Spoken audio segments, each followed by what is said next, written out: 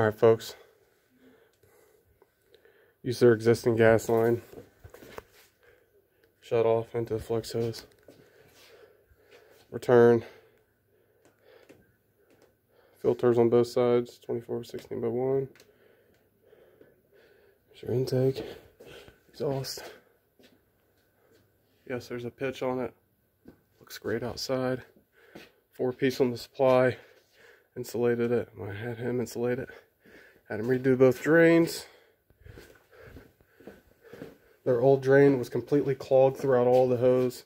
Ran back there into the corners, over and out, so we just came over, boom. I got a cap for that I'm gonna put on. It's a clean out, and then boom. They had a humidifier on there, dehumidifier. There was the other piece to it. That's basically it. Coils in there, I just had to brace it up.